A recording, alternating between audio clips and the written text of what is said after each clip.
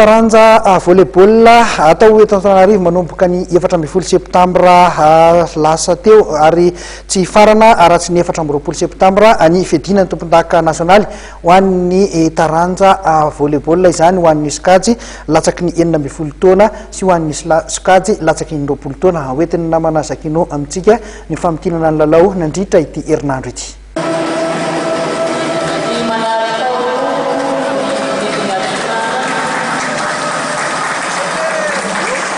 Filaran'ireo mpandray anjara rehetra no nentina nanomboka tamin'ny fomba ofisialy ny fiadinan'ny tompon-daka nasionaly taranja volleyball sokajy senior lasivavy miampy ny sokajy U16 sy U20 zazalahy sy hazavavy tetsy amin'ny kianja mitafina korindano ny alarobia tolakandro teo.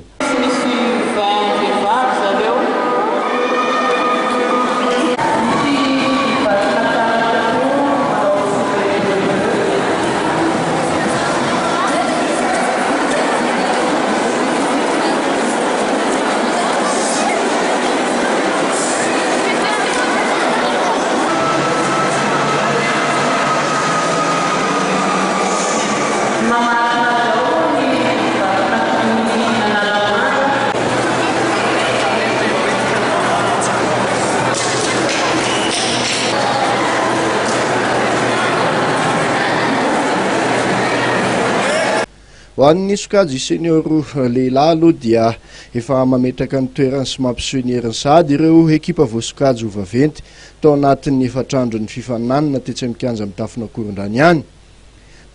Anisan'ireny ny ekipan'ny GNVB Analamanga ho an'ny sokajy lehilahy izay nandavy ny ekipa Solitenana Atsimo Atsinanana tamin'ny 7-3 teo amin'ny andro voalohany. Tsara manamarika fa manana ekipa telo mifaninana ny Gendarmerie Pirenena amin'ity fiadinan'ny tompon-dakan'i Madagasikara ity. Na zany aza dia hita manana ny avy teknika ihany koa ny ekipan'ny Kosfa sy ny VBCD Analamanga, eo ihany koa ny Knap Saitasy sy ny Mamavaky Nakaratra. Ireto ekipa ireto no hametraka fanamby hibahana ny fahazahoan'ny ekipan'ny GNVB ny amboara nasionaly fahadimo azy ireo amin'ity taona ity. Ho an'ny sokajy senior vehivavy indray dia fanontaniana mipetraka ny hoe iza no ekipa tohatra ny Stefoto amin'ity taopilalaovana 12 ity.